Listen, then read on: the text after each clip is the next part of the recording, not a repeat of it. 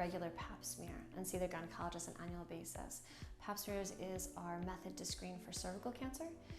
We recommend it between the age of 21 and 65, and it has significantly decreased our incidence of cervical cancer and precancer lesions here in the country over the past 30 years. PAP smears screen for cervical cancer cells, most importantly precancer cells of the cervix. It does not look for other GYN malignancies.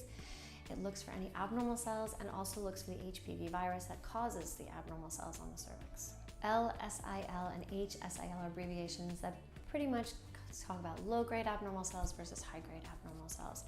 They are common, but most PAPs are normal. Low-grade cells only show up about 1.5% to 2% of the times of all PAP smears, and high-grade cells show up less than 1%.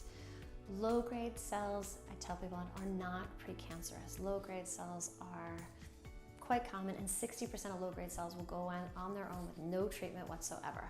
The job when we find someone who has a low-grade cell or a high-grade cell is to do something called a colposcopy. A colposcopy is something done right in the office. It's very simple. We use a traditional speculum. We put vinegar, believe it or not, on your cervix, and we look for any abnormal cells or atypical cells that will show up on the PAP, looking for those precancerous. High-grade cells are precancerous. We know if we leave high-grade cells alone, a certain percentage of them will develop onto cervical cancer. If you come back with results that show an abnormal PAP, please do not panic or worry. Definitely follow up with your GYN. Depending on your history and your previous PAP results, you may not need a PAP every year, but I do strongly recommend seeing your GYN on a regular basis for an exam, for a breast exam, and to touch base on a yearly basis to discuss any concerns you may have with your women's health.